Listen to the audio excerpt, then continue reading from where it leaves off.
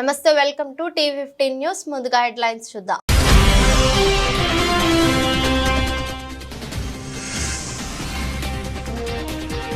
ఘనంగా మాజీ ప్రధాని రాజీవ్ గాంధీ జయంతి కార్యక్రమం. ఆయన విగ్రహానికి పూలమాల వేసి నివాళులర్పించిన సీఎం రేవంత్ రెడ్డి.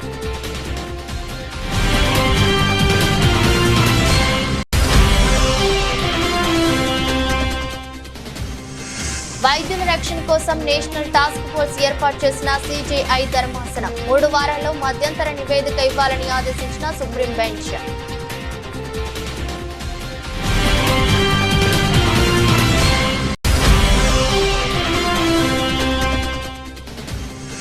కాంగ్రెస్ ప్రభుత్వంపై ధ్వజమెత్తిన కేంద్ర మంత్రి బండి సంజయ్. చేతి గుర్తు కోటేసిన పాపానికి ప్రజల పాలిట భస్మాసుర హస్తంగా మారిందంటూ విమర్శలు.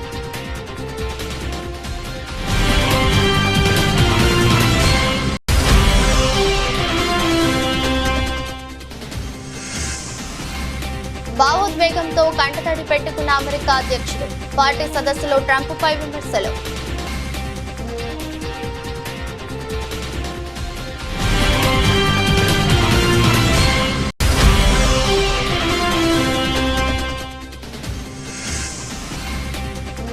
మూడు రోజుల్లో డైమండ్ లీగ్ హ్యాట్రిక్ మెడల్ పై కన్నేసిన నీరజ్.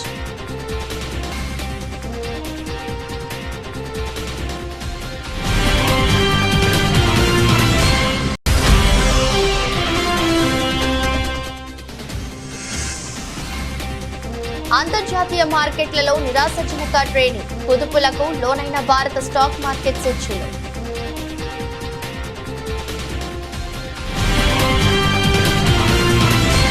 రాజీవ్ గాంధీ ఒక స్ఫూర్తి. 1980 దశకంలోనే దేశానికి సాంకేతిక పరిచయం చేసిన వ్యక్తి రాజీవ్ గాంధీ అని సీఎం రేవంత్ రెడ్డి అన్నారు.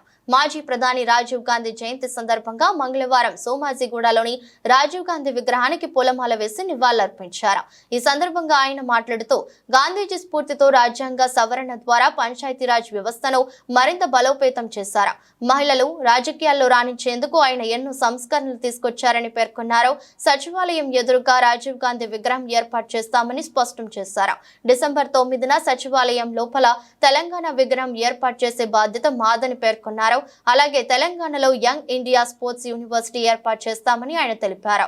ఈ కార్యక్రమంలో ఉప ముఖ్యమంత్రి బట్టి విక్రమార్క, ఏఐసీసీ ఇన్ఛార్జ్ దీపాదాస్ మున్షి, వి హనుమంతరావు, ఎంపీలు అనిల్ కుమార్ యాదవ్, చామల కిరణ్ కుమార్ రెడ్డి, ఎమ్మెల్యేలు దానం నాగేందర్, శ్రీ గణేష్, మాజీ ఎమ్మెల్యే జగ్గారెడ్డి తదితరులు ఉన్నారు. ఈ దేశ ప్రధానమంత్రి రాజీవ్ గాంధీ గారి విగ్రహాన్ని సచివాలయం ముందు పెడితే కొంతమంది సన్నాసుల విగ్రహాన్ని తొలగిస్తామని ఈరోజు మాట్లాడుతున్నారు. అధికారం పోయినా బలుపు మాత్రం తగ్గలేదు. నీ బలుపు అనగదీసే బాధ్యత ఇక్కడున్న మా కాంగ్రెస్ పార్టీ కార్యకర్తలు తీసుకుంటారని చెప్పి ఈ టీఆర్ఎస్ సన్నాసులకు నేను చెప్పదలుచుకున్నా. ఆ సన్నాసి దుఃఖం బాధ ఏందని నేను కనుక్కుంటే అక్కడ వాళ్ళ అయ్య విగ్రహం పెడదాం అనుకున్నాడట. వాళ్ళ అయ్య పోయేదెప్పుడు, వీడు పెట్టేదెప్పుడు అక్కడ విగ్రహము? ఈ దేశానికి స్వతంత్రం తెచ్చిన కుటుంబము, ఈ దేశం కోసం 2 తరాలు ప్రాణాలు ఇచ్చిన కుటుంబము, ఈ తెలంగాణ రాష్ట్రాన్ని ఏర్పాటు చేసిన కుటుంబము సచివాలయం ముందు కోట్లాది ప్రజలకు స్ఫూర్తిగా అమరవీరుల స్తూపం పక్కన ఈ దేశం కోసం అమరుడైన శ్రీ రాజీవ్ గాంధీ గారి విగ్రహం పెట్టడం సముచితం. అంతేగాని ఉద్యమం ముసుగులో తెలంగాణ రాష్ట్రాన్ని దోసుకొని వేలాది కోట్ల రూపాయలు సంపాదించుకొని వందలాది ఎకరాల ఫామ్ హౌజులు కట్టుకొని తాగుబోతు సన్నాసుల విగ్రహం ఒకవేళ సచివాలయం ముందల పెడితే ఈ పిల్లలకు ఎవరిని ఆదర్శంగా చూపిస్తారు? పొద్దున్నేస్తే రాత్రి వరకు తాగి ఫామ్ హౌస్లో పొర్లాడే కేసీఆర్ విగ్రహం ఉండాలన్నా అక్కడ సచివాలయం ముందల? లేకపోతే దేశం కోసం ప్రాణత్యాగం చేసిన రాజీవ్ గాంధీ విగ్రహం ఉండాలన్నా? తెలంగాణ సమాజం ఆలోచన చేయాలి. సీఎం రేవంత్ రెడ్డిని హర్యానా గవర్నర్ బండారు దత్తాత్రేయ కలిశారు. అక్టోబర్ 13న నాంపల్లి ఎగ్జిబిషన్ గ్రౌండ్ లో జరిగే అలై బలై కార్యక్రమానికి హాజరు కావాలని సీఎం కి ఆహ్వానం పలికారు. అనంతరం సీఎం రేవంత్ రెడ్డి మాట్లాడుతూ, అలై బలై అంటే గుర్తొచ్చే పేరు దత్తన్న అని ప్రతి ఏటా ఆయన ఆధ్వర్యంలో నిర్వహించే అలై బలై తెలంగాణ సమాజంలో ఆత్మీయత, అనుబంధాలకు ప్రతీకగా నిలుస్తుందన్నారు. హర్యానా గవర్నర్ హోదాలో ఉన్నప్పటికీ ఆయన అలై బలైను మర్చిపోకుండా సంప్రదాయాన్ని కొనసాగించడం హర్షణీయమన్నారు. అక్టోబర్ 13న నాంపల్లి ఎగ్జిబిషన్ గ్రౌండ్ లో జరిగే అలై భలై కార్యక్రమానికి ఆహ్వానించిన హర్యానా గవర్నర్ బండారు దత్తాత్రేయకు సీఎం ధన్యవాదాలు తెలిపారు. దేశవ్యాప్తంగా ఆసుపత్రుల్లో వైద్యుల రక్షణ ఏర్పాట్లను పరిశీలించేందుకు టాస్క్ ఫోర్స్ ఏర్పాటు చేస్తున్నట్లు సుప్రీంకోర్టు ప్రకటించింది. ఇప్పటి వరకున్న చట్టాలు వైద్యుల రక్షణకు సరిపోవని వ్యాఖ్యానించింది. ఈ మేరకు మంగళవారం ఆర్జికర్ ఆసుపత్రి ట్రైనీ డాక్టర్ హత్యాచారం కేసు విచారణ సందర్భంగా సిజేఐ జస్టిస్ డివై చంద్రచూడ్ నేతృత్వంలోని త్రిసభ్య ధర్మాసనం కీలక వ్యాఖ్యలు చేసింది. మరో దారుణం జరిగేంత వరకు దేశం వేచి ఉండలేదని, డాక్టర్ల రక్షణకు సంబంధించి మరిన్ని ఏర్పాట్లు అవసరమని పేర్కొంది. అదేవిధంగా ఆర్జికర్ వైద్యురాలి హత్యాచారం ఘటనను పొలిటికల్ ఇష్యూగా చేయదలుచుకోలేదని సిజేఐ పేర్కొంది. హత్యాచారం ఘటనకు నిరసనగా శాంతియుతంగా ఆందోళన చేస్తున్న వారిపై పోలీసు బలగాలతో అణిచివేసే ప్రయత్నం చేయొద్దంటూ పశ్చిమ బెంగాల్ సర్కారుకు సూచించింది. సిజేఐ నేతృత్వంలోని ఈ ధర్మాసనంలో justice JB Pardiwala, justice Manoj Mishra సభ్యులుగా ఉన్నారు. ఆసుపత్రుల్లో వైద్యుల రక్షణ ఏర్పాట్ల పరిశీలనకు ఏర్పాటు చేసిన టాస్క్ ఫోర్స్ కు సర్జన్ వైస్ అడ్మిరల్ ఆర్ సరైన నేతృత్వం వహిస్తారని సుప్రీంకోర్టు పేర్కొంది. Doctor D Nageshwara Reddy, doctor M Srinivas, doctor Pratima Murthy, doctor Govardhan Dutt Puri, doctor Soumitra Rawat, Delhi AIIMS professor Anita Saxena, Mumbai medical college dean professor Pallavi Sapre, AIIMS neurology doctor Padma Srivastava ఈ టాస్క్ ఫోర్స్ లో సభ్యులుగా ఉంటారని అత్యున్నత న్యాయస్థానం ప్రకటించింది. ఈ టాస్క్ ఫోర్స్ కు ఎక్స్ అఫీషియా మెంబర్లుగా కేంద్ర కేబినెట్ సెక్రటరీ, కేంద్ర హోంశాఖ కార్యదర్శి, కేంద్ర ఆరోగ్య శాఖ కార్యదర్శి, national medical commission chairperson, national board of examiners president ఉంటారని సుప్రీంకోర్టు వెల్లడించింది. 3 నెలల్లో మధ్యంతర నివేదిక అందజేయాలని టాస్క్ ఫోర్స్ ను ఆదేశించింది. తప్పిపోయి చేతి గుర్తుకు ఓటు వేసిన పాపానికి కాంగ్రెస్ ప్రభుత్వం ప్రజల పాలిట బాస్మాసుర హస్తంగా మారిందని కేంద్ర హోంశాఖ సహాయ మంత్రి బండి సంజయ్ కుమార్ ధ్వజమెత్తారు. కేంద్ర మంత్రిగా బాధ్యతలు చేపట్టాక తొలిసారి పెద్దపల్లి జిల్లా గోదావరి ఖనిలోని తన నివాసానికి వచ్చిన బండి సంజయ్ కుమార్ కు బీజేపీ ఎస్సీ మోర్చా జాతీయ కార్యదర్శి కుమార్ ఘన స్వాగతం పలికారు. అనంతరం మీడియాతో మాట్లాడారు. గత 8 నెలల్లో కాంగ్రెస్ పార్టీ మహిళలు, నిరుద్యోగులు, రైతులు, విద్యార్థులకు పెద్ద ఎత్తున బాకీ పడిందన్నారు. 6 గ్యారంటీలను అమలు చేసేదాకా కాంగ్రెస్ ను విడిచిపెట్టే ప్రసక్తే లేదని, వెంటపడి తిరుగుతామని హెచ్చరించారు. కమల పువ్వు మీద పోయాల్సిన ఓటు తప్పిదారి ఆ చేయి గుర్తు మీద చేస్తే ఆ చేయే భస్మాసుర హస్తంగా మారింది తెలంగాణ ప్రజలు.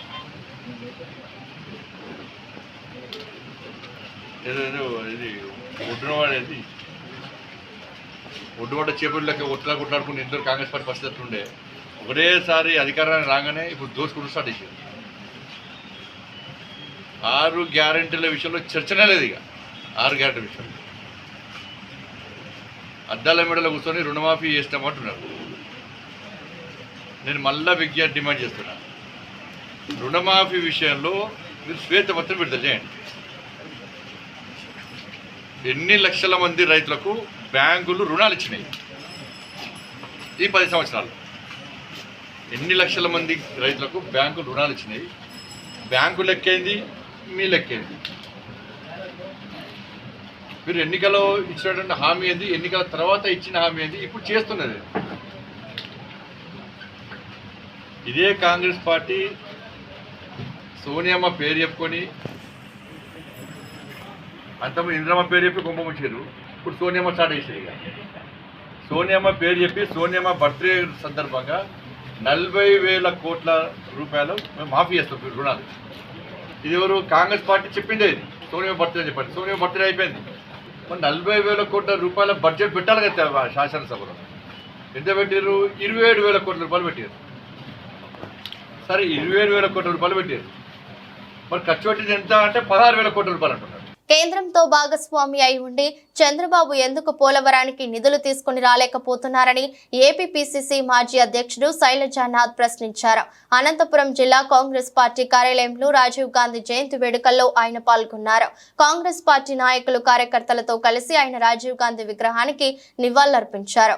అనంతరం శైలజానాథ్ మీడియాతో మాట్లాడుతూ ఆధునిక సాంకేతిక భారతదేశంగా మార్చిన వ్యక్తి రాజీవ్ గాంధీ అని కొనియాడారు. రాయలసీమలో పంటలు పండితే ఆనందించే స్థాయి స్థాయి నుంచి వర్షాలు పడితే సంతోషపడే స్థాయికి పాలకులు వచ్చారన్నారు. అనంతపురం జిల్లాలో జూన్ నెలాఖరికి 4 లక్షల హెక్టార్లలో వేరుశనగ పంటను వేయాల్సి ఉండగా కేవలం 80,000 హెక్టార్లలో మాత్రమే పంటలు సాగు చేశారన్నారు. జిల్లాలోని రైతులను ఆదుకోవడానికి రాష్ట్ర ప్రభుత్వం దగ్గర ప్రత్యేక ప్రణాళిక ఉందా, ఎంత నిధులు కేటాయించారో ప్రజల ముందు పెట్టవాలని డిమాండ్ చేశారు.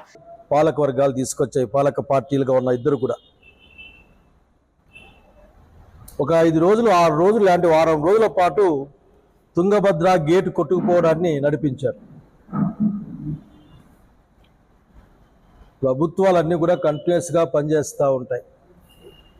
ఒకరి మీద ఒకరు నెపం నెట్టుకునే ప్రయత్నం చేశారు. నేను వీళ్ళకి స్పష్టంగా చెప్పేది ఒకటే, ఎవరి అసలుకి మీరు నీళ్లు తెమ్మంటే మీరు కొట్లాడుకుంటా, తుంగభద్ర బోర్డు యాజమాన్య సంస్థ ఒకటి ఉంటుంది.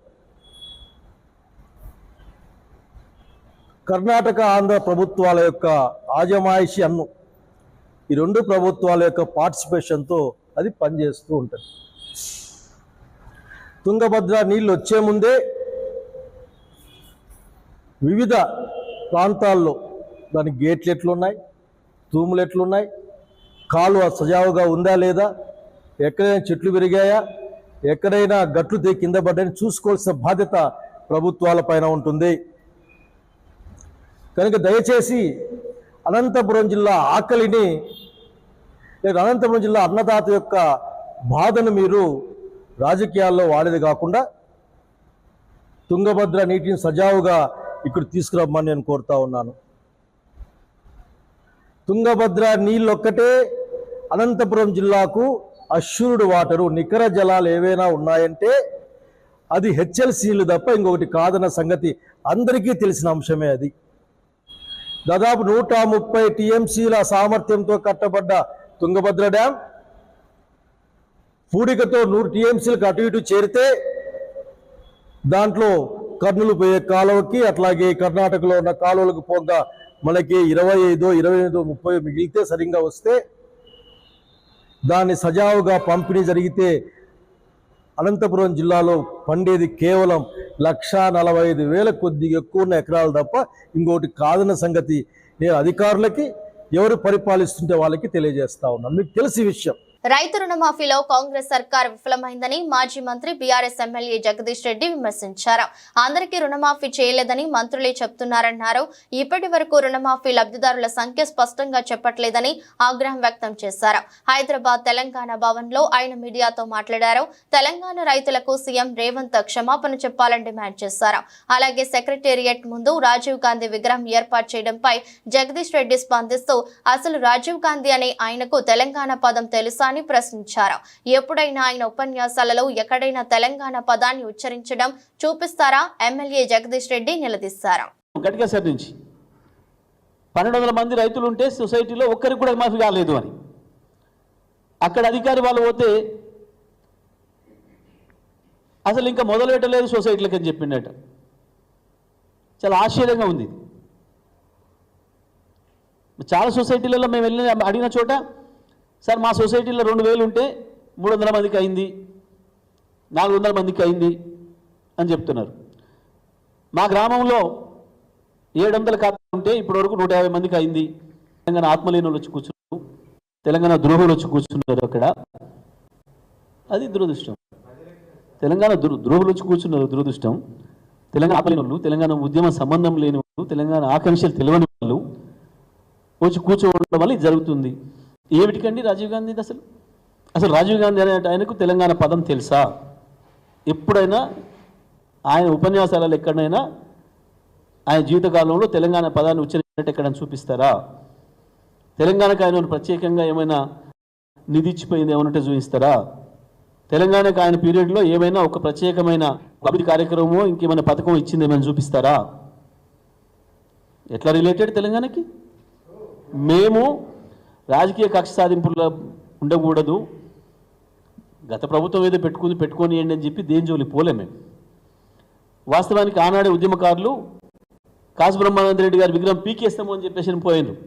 పోతే కూడా కేసీఆర్ గారు కంట్రోల్ చేసి అట్లాంటి పిచ్చి పనులు మనం చేయొద్దు, మనం ఏదో వెంజెన్సీతో ఉన్నట్టు ఉండకూడదు, గతంలో పెట్టినరు వాళ్ళు ఆ రోజులు ఉన్న వాటిని మరి గౌరవ మనం అని చెప్పి వదిలేసాం. చాలామంది ట్యాంక్ బండి మీద ఉన్న విగ్రహాలు కూడా కొడతాను పోయాను. ఇప్పుడు పదవులు పొందుతున్న పెద్ద ఉద్యమకారులే వాళ్ళు మాట్లాడాలి ఇప్పటిగా దీని మీద. నేను స్ట్రైట్గా చెప్తా ఉన్నా, స్పష్టంగా కోదండరాం తన అభిప్రాయం చెప్పాలి. హరగోపాల్ గారు నేను ఉత్తరం రాసినారు రాహుల్ గాంధీకి, అది కరెక్ట్ కాదు, తెలంగాణ తల్లిదే పెట్టండి అని చెప్పి. దాని మీద కోదండరాం కూడా చెప్పాలి ఏందో ఆయన అభిప్రాయం. అనకాపల్లి జిల్లా కోటవురట్ల మండలం కైలాసపట్నంలో జరిగిన ఫుడ్ పాయిజన్ సంబంధించి అనకాపల్లి జిల్లా ఎస్పీ దీపికా పటేల్ మీడియా సమావేశం నిర్వహించారు. ఈ సందర్భంగా ఎస్పీ దీపికా పటేల్ మాట్లాడుతూ ఫుడ్ పాయిజన్ కేసుకు సంబంధించి అనాథ శరణాలయాన్ని నడుపుతున్న పరిశుద్ధాత్మ అగ్నిస్తుతి ఆరాధన trust chairman Kiran Kumar arrest చేసి అతనిపై PNS 105 సెక్షన్ కింద కేసు నమోదు చేస్తామని అన్నారు. అనధికారికంగా నిర్వహిస్తున్న ట్రస్ట్ అనాథ శరణాలయాన్ని నడుపుతున్న మిగతా వారిని కూడా అరెస్టు చేస్తామని, ఫుడ్ పాయిజన్ కేసులో 86 పిల్లలు కలుషిత ఆహారం తినక 3 చిన్నారులు మృతి చెందారని, మరో 35 మంది హాస్పిటల్లో చికిత్స పొందుతున్నారని తెలిపారు. వీరిలో ఒక చిన్నారి పరిస్థితి విషమంగా ఉందని కూడా తెలిపారు.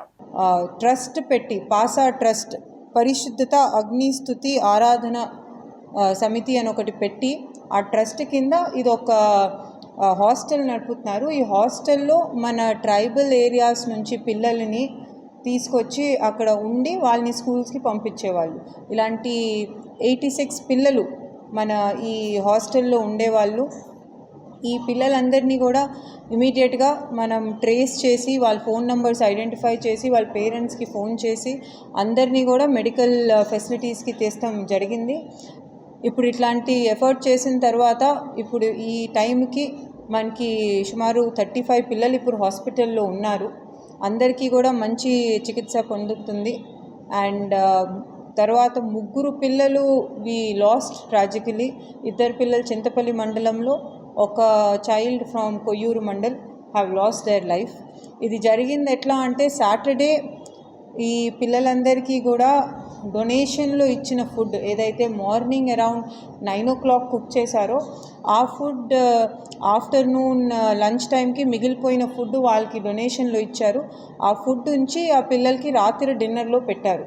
ఆ ఫుడ్లో కొంచెం డికే ఆర్ కంటామినేటెడ్ ఫుడ్ తినటం వల్ల ఈ పిల్లలకి ఫుడ్ పాయిజనింగ్ జరుగుతుంది అని మనం ప్రిలిమినరీగా అనుకుంటున్నాము.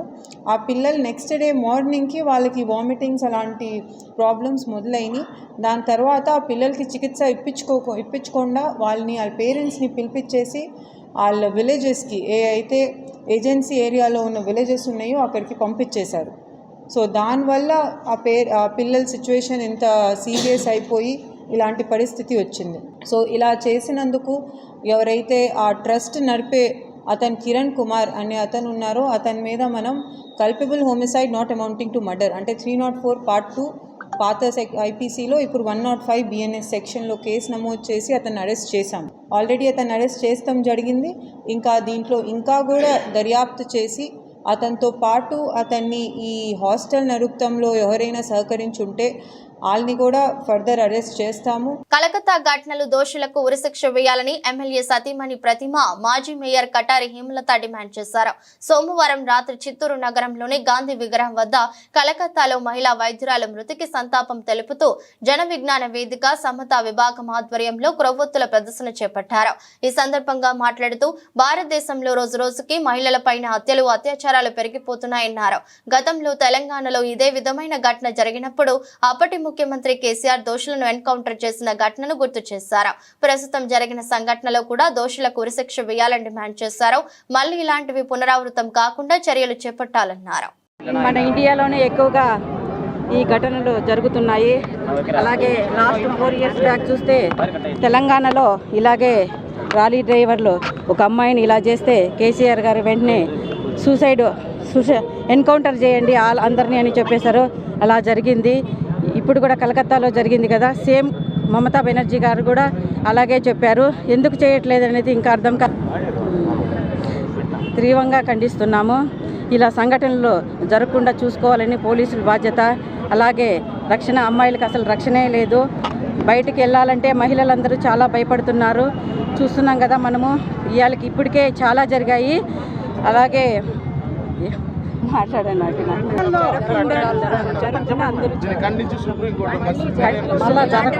ఇలాంటివన్నీ జరగకుండా సుప్రీంకోర్టు ఖండించాలని కోరుకుంటున్నాను. ఈరోజు ఈ అత్యాచారం జరిగినటువంటి సందర్భంలో ఒక సిచ్యువేషన్లో అత్యాచారం చేసినటువంటి మగవారు ఎవరైతే ఉన్నారో వారు ఇతర గ్రహాల నుంచి రాలేదు, వాళ్ళేమీ ఏలియన్స్ కాదు. ఖచ్చితంగా సమాజంలో మన మధ్యలో పెరుగుతున్నటువంటి మగవారే. మనం పెంచే విధానంలో ఇటువంటి లోపాలు ఉండడం వలన కూడా వారికి ఇటువంటి ఆలోచనలు వస్తున్నాయి. దాన్ని మనం ఏ విధంగా ఖండించాలి అంటే ఈరోజు జరిగినటువంటి ఒక్క అమ్మాయికి అత్యాచారం జరిగింది అనే కాకుండా ఈ ఒక ఆలోచన విధానం మారాలంటే ఖచ్చితంగా విద్యా వ్యవస్థలో మార్పు రావాలి, సోషల్ మీడియాలో మార్పు రావాలి. ఖచ్చితంగా యోగాసనాలు కానీ, లేదు స్పోర్ట్స్ కానీ, లేదు నృత్యము, పాటలు ఇలాంటివన్నీ కూడా మన విద్యా బోధనలో ఏర్పడినప్పుడు ఈ యొక్క సమస్యకి మూల కారణం కూకటి వేళ్ల నుంచి ఈ సమస్యను మనం పెకలించాలి అంటే ఖచ్చితంగా దీనికి ఒక నివారణ మార్గం కావాలి అంటే అది విద్యా వ్యవస్థ నుంచే మొదలు కావాలని మన లోకేష్ బాబు గారిని కోరి ప్రార్థిస్తున్నాము. ఖచ్చితంగా ఈరోజు ఈ అమ్మాయి జరిగినటువంటి అత్యాచారంలో కూడా వారికి కఠినమైన శిక్ష పడాలి. ఇన్ని సంవత్సరాలైనా కూడా, ఇన్ని సంవత్సరాలుగా కూడా ఇదే విధంగా అన్ని అన్యాయాలు జరుగుతున్నాయి. కాబట్టి ఖచ్చితంగా ఈ అమ్మాయికి న్యాయం జరగాలని మనస్ఫూర్తిగా మహిళలందరం ఈరోజు నిరసన ప్రదర్శిస్తున్నాం. మాజీ ప్రధాని దివంగత రాజీవ్ గాంధీ జయంతి నేడు. ఈ సందర్భంగా ఆయనకు పలువురు నివాళులర్పిస్తున్నారు. కాంగ్రెస్ నేతలతో పాటు పలు పార్టీల నాయకులు ఢిల్లీలోని వీర్ భూమిలో రాజీవ్ కు అంజలి ఘటించారు. ఇక రాజీవ్ కుమారుడు రాహుల్ గాంధీ కూడా తన తండ్రికి నివాళులర్పించారు. మంగళవారం ఉదయం ఢిల్లీలోని వీర్ భూమి సందర్శించి రాజీవ్ ఘాట్ వద్ద నివాళులర్పించారు. పూలమాలలు వేసి అంజలి ఘటించారు. అదేవిధంగా తండ్రి జయంతి సందర్భంగా రాహుల్ ఎక్స్ వేదికగా ఓ పోస్టు పెట్టారు. దయగల వ్యక్తిత్వం, సహృదయత, సద్భావనకు ప్రతిరూపం. పాప, మీరు చెప్పిన పాఠాలే నాకు స్ఫూర్తి. భారతదేశం కోసం మీరు కన్న కలలు నా సొంతం. నేను వాటిని నెరవేరుస్తాను అంటూ ఎక్స్ లో రాసుకొచ్చారు. మరోవైపు ప్రధానమంత్రి నరేంద్ర మోదీ సైతం మాజీ ప్రధానికి నివాళులర్పించారు. ఈ మేరకు ఎక్స్ వేదికగా పోస్టు పెట్టారు. మాజీ ప్రధానమంత్రి రాజీవ్ గాంధీ జయంతి సందర్భంగా ఆయనకు నివాళులు అని పేర్కొన్నారు. కాంగ్రెస్ అధ్యక్షుడు Mallikarjuna Kharge, Congress parliamentary party chairperson Sonia Gandhi, Jayaram Ramesh సహా పలువురు నాయకులు రాజీవ్ గాంధీకి సోషల్ మీడియా ద్వారా నివాళులర్పించారు. ఢిల్లీ లిక్కర్ పాలసీ కేసులో జైలు పాలైన బీఆర్ఎస్ ఎమ్మెల్సీ కవితకు కోర్టులో మళ్లీ చుక్కెదురైంది. ఆమె దాఖలు చేసిన బెయిల్ పిటిషన్ ను సుప్రీంకోర్టు వాయిదా వేసింది. వచ్చే మంగళవారం విచారణ జరుపుతామని ప్రకటించింది. లిక్కర్ కేసులో బెయిల్ కోసం కవిత తొలుత హైకోర్టులో పిటిషన్ దాఖలు చేశారు. అయితే కోర్టు ఆమె పిటిషన్ ను తోసిపుచ్చింది. దీంతో ఆమె సుప్రీంకోర్టును ఆశ్రయించారు. పిటిషన్ ను విచారణకు స్వీకరించిన అత్యున్నత న్యాయస్థానం కౌంటర్ దాఖలు చేయాలంటూ సిబిఐ, ఈడీలను ఆదేశించింది. ఈ కేసులో సిబిఐ అధికారులు ఇప్పటికే కౌంటర్ దాఖలు చేశారు. ఎన్ఫోర్స్మెంట్ డైరెక్టరేట్ కి ఈ నెల 23 వరకు సుప్రీంకోర్టు గడువు ఇచ్చింది. ఈ నేపథ్యంలోనే కవిత బెయిల్ పిటిషన్ పై విచారణను ఈ నెల 27కు వాయిదా వేస్తున్నట్లు సుప్రీంకోర్టు పేర్కొంది. జంట నగరాల్లో కుండపోతగా కురుస్తున్న వర్షానికి హుస్సేన్ సాగర్ నిండుకుండలా మారింది. ఎగువ నుంచి భారీగా వరద వస్తుండటంతో నీటి నిల్వ ప్రమాదకర స్థాయికి చేరింది. దీంతో ట్యాంకు బండ్ గేట్లు ఎత్తి అధికారులు దిగువకు నీటిని విడుదల చేస్తున్నారు. ట్యాంకు బండ్కు 1850 క్యూసెక్కుల వరద వస్తుండటంతో 1600 క్యూసెక్కుల నీటిని విడుదల చేస్తున్నారు. లోతట్టు ప్రాంతాల ప్రజలు అప్రమత్తంగా ఉండాలని హెచ్చరించారు. ఇప్పటికే ఉద్యోగులకు సెలవులు రద్దు చేసిన జీహెచ్ఎంసీ కమిషనర్ అలర్ట్ గా ఉండాలని అధికారులను ఆదేశించారు. ఇలాంటి అవాంఛనీయ సంఘటనలు జరగకుండా చర్యలు తీసుకోవాలని సూచించారు. సోమవారం రాత్రి కురిసిన భారీ వర్షానికి సీటు రోడ్లు జలమయంగా మారాయి. మంగళవారం తెల్లవారుజాము నుంచి మళ్లీ వర్షం కురుస్తుండటంతో వరద నీరు హుస్సేన్ సాగర్ లోకి చేరుతుంది. దీంతో గంట గంటకు ట్యాంక్ బండ్లో నీటి మట్టం పెరుగుతోంది. నిన్న రాత్రి నుంచి కురిసిన భారీ వర్షానికి నగరం తడిసి ముద్దైంది. రోడ్లన్నీ జలమయమయ్యాయి. లోతట్టు ప్రాంతాలు నీట మునిగాయి. మ్యాన్ హోళ్లు, నాలాలు పొంగి పొర్లాయి. భారీ వర్షానికి ట్రాఫిక్ స్తంభించిపోయింది. రామ్నగర్ లో ఓ ద్విచక్ర వాహనదారుడు వరదలో కొట్టుకుపోయాడు. వరదలో కొట్టుకుపోయిన మరో కూలీ మృతి చెందాడు. కాగా నిన్నటి నుంచి కురుస్తున్న వర్షానికి ఎల్బీ స్టేడియం ప్రహారీ గోడ కూలిపోయింది. బషీర్బాగ్ సిసిఎస్ పాత కార్యాలయానికి ఆనుకుని ఉన్న గోడ కూలడంతో అక్కడే పార్కు చేసిన పోలీసు వాహనాలు ధ్వంసమయ్యాయి. గోడ కూలే సమయంలో ఎవరు లేకపోవడం పెను ప్రమాదం తప్పింది. మరోవైపు జీహెచ్ఎంసీ పరిధిలోని విద్యా సంస్థలకు ప్రభుత్వం సెలవు ప్రకటించింది. ప్రకటించింది. భారీ వర్షం కారణంగా స్కూళ్లు, కాలేజీలకు సెలవు ప్రకటిస్తున్నట్లు హైదరాబాద్, రంగారెడ్డి జిల్లాల డీఈఓలు ఆదేశాలు జారీ చేశారు. కాగా పంజాగుట్టలోని అపార్ట్మెంట్ సుఖ్ నివాస్ అపార్ట్మెంట్ వద్ద పిడుగు పడింది. షెడ్డుపై పిడుగు పడి కారు ధ్వంసమైంది. దీంతో పాటు విద్యుత్ తీగలు తెగిపడ్డాయి. భారీ వర్షాల నేపథ్యంలో జీహెచ్ఎంసీ అధికారులు, సిబ్బంది అప్రమత్తమయ్యారు. ప్రజలు అవసరమైతేనే తప్ప బయటకు రాకూడదని హెచ్చరించారు. హైదరాబాద్ లో కురిసిన భారీ వర్షానికి ఇందిరానగర్ లో స్కూటర్ పై వెళ్తున్న యువకుడు కొట్టుకుపోయాడు. వర్షపు నీరు వేగంగా ప్రవహిస్తున్నప్పటికీ యువకుడు ముందుకు వెళ్లేందుకు ప్రయత్నించాడు. కొద్ది దూరం వెళ్లగానే స్కూటర్ అదుపు తప్పి కింద పడింది. వాహనంపై చిక్కుకుపోయిన అతడు అలాగే కొట్టుకుపోయాడు. అది గమనించిన ఇద్దరు కుర్రాళ్లు రక్షించేందుకు వెళ్లగా వారిలో ఒకరు కొట్టుకుపోయారు. 2-3 రోజులుగా కురుస్తున్న భారీ వర్షాలతో హైదరాబాద్ అస్తవ్యస్తమైంది. ప్రధాన రహదారులు కూడా చెరువులను తలపిస్తుండగా లోతట్టు ప్రాంతాలు పూర్తిగా జలమయమయ్యాయి. హైదరాబాద్ సహా రాష్ట్రంలో మరికొన్ని రోజులు భారీ వర్షాలు కురిసే అవకాశం ఉందని వాతావరణ శాఖ హెచ్చరికలు జారీ చేసింది. ఈ నేపథ్యంలో నేడు జీహెచ్ఎంసీ పరిధిలో విద్యా సంస్థలకు సెలవులు ప్రకటించారు. అమెరికా అధ్యక్షుడు జో బైడెన్ తీవ్ర భావోద్వేగానికి గురయ్యారు. వివరాల్లోకి వెళ్తే షికాగోలో జరిగిన డెమోక్రటిక్ పార్టీ జాతీయ సదస్సులో ఆయన ప్రసంగించారు. బైడెన్ వేదికపైకి రాగానే ఆయన కూతురు యాష్లీ బైడెన్ మాట్లాడుతూ తన తండ్రి ఆడపిల్లల పక్షపాతి అని చెప్పారు. మహిళలకు ఆయన పిలుపునివ్వడం, వారిని నమ్మడం తాను చూశానని తెలిపారు. ఈ వ్యాఖ్యలతో తీవ్ర భావోద్వేగానికి గురైన బైడెన్ కంటతడి పెట్టుకున్నారు. వెంటనే పక్కకు తిరిగి కన్నీటిని తుడుచుకున్నారు. ఆ తర్వాత అక్కడున్న వారిని ఉద్దేశించి ప్రసంగిస్తూ అమెరికా ఐ లవ్ యూ అంటూ ప్రసంగాన్ని ప్రారంభించారు.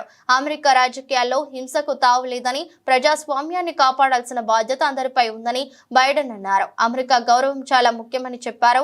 ట్రంప్ ప్రభుత్వంలో ఎలాంటి అభివృద్ధి జరగలేదని, మంచి మౌలిక వస్తువులు లేకపోతే అత్యుత్తమ ఆర్థిక వ్యవస్థగా ఎలా ఎదుగుతామని ప్రశ్నించారు. ఒలింపిక్స్ తర్వాత నీరజ్ చోప్రా తొలి టోర్నీలో బరిలోకి దిగుతున్నారు.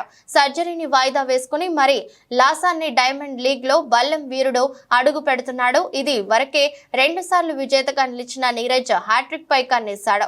అయితే ఈసారి విజయం అతడికి అంత తేలిక కాకపోవచ్చు. ఎందుకంటే ఒలింపిక్స్ లో ఈటను 90 మీటర్ల దూరం విసిరిన అర్షద్ నదీం స్వర్ణం ఎగురవేసుకుపోయాడు. డైమండ్ లీగ్ లోను మిగతా జావెలిన్ థ్రోయర్ల నుంచి నీరజ్ కు గట్టి పోటీ ఎదురు కావచ్చు. అందుకని భారత్ అథ్లెట్ ఈసారి 90 మీటర్ల మార్క్ అందుకోవడంపై దృష్టి పెట్టాడు. ఆగస్టు 22 నుంచి టోర్నీ షురూ కానుంది. పారిస్ ఒలింపిక్స్ లోను పథకంతో మెరిసిన నీరజ్ చోప్రా భారత్ అథ్లెటిక్స్ కు వైభవం తెచ్చాడు. ఇప్పుడు లాసన్ని డైమండ్ లీగ్ లో చోప్రా 3వ మెడల్ లక్ష్యంగా సాధన చేస్తున్నాడు. ఈ లీగ్ లో నీరజ్ కు గొప్ప రికార్డు ఉంది. మొదటిసారి 2022లో ఈటను 89.08 మీటర్ల దూరం విసిరిన నీరజ్ విజేతగా నిలిచాడు. మరుసటి ఏడాది కూడా జోష్ చూపిస్తూ బల్లెంను 87.66 మీటర్ల దూరం విసిరి టైటిల్ నిలబెట్టుకున్నాడు. ఒలింపిక్ మెడల్ ఉత్సాహంతో ముచ్చటగా 3వ టైటిల్ కొల్లగొట్టేందుకు నీరజ్ సిద్ధమయ్యాడు. మరికొన్ని రోజుల్లో America federal open market committee నిర్ణయాలు వెలువడనున్న నేపథ్యంలో భారత స్టాక్ మార్కెట్ పై ఆ ప్రభావం కనిపించింది. మరోవైపు అంతర్జాతీయ మార్కెట్లు కూడా నిరాశజనకంగా ట్రేడింగ్ జరిపాయి. ఈ నేపథ్యంలో భారత్ స్టాక్ మార్కెట్ సూచీలు సెన్సెక్స్, నిఫ్టీ ఫ్లాట్ గా ముగిశాయి.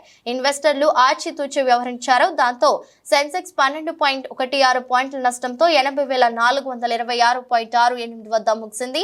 నిఫ్టీ 31.50 పాయింట్ల వృద్ధితో 24,572.65 వద్ద ముగిసింది. Shriram finance, Hindalco, LTI Mindtree, Bharat petroleum, Tata steel షేర్లు లాభాల బాటలో పయనించగా axis bank, SBI life insurance, Mahindra and Mahindra, IndusInd bank, Bajaj auto షేర్లు నష్టాలు చవిచూశాయి. కాగా రూపాయితో డాలర్ మారకం విలువ 83.87గా ఉంది. వార్తలు ముగించే ముందు మరోసారి హెడ్లైన్స్.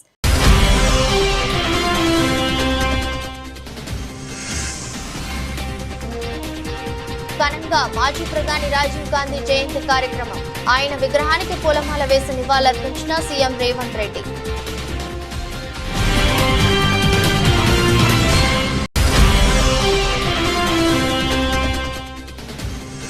వైద్యుల రక్షణ కోసం నేషనల్ టాస్క్ ఫోర్స్ ఏర్పాటు చేసిన సిజేఐ ధర్మాసనం 3 వారాల్లో మధ్యంతర నివేదిక ఇవ్వాలని ఆదేశించిన సుప్రీం బెంచ్.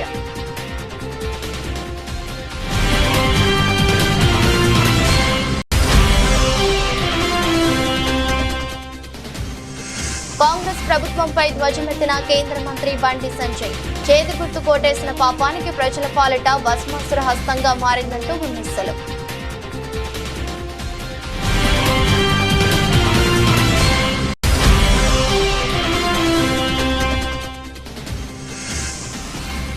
భావోద్వేగంతో కంటతడి పెట్టుకున్న అమెరికా అధ్యక్షుడు. పార్టీ సదస్సులో ట్రంప్పై విమర్శలు.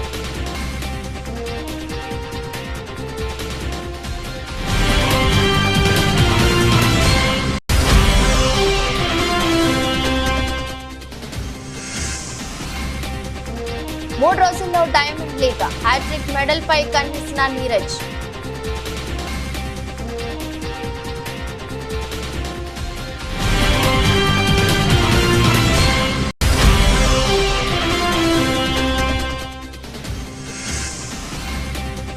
అంతర్జాతీయ మార్కెట్లలో నిరాశజనక ట్రేడింగ్. కుదుపులకు లోనైన భారత స్టాక్ మార్కెట్ సూచీలు.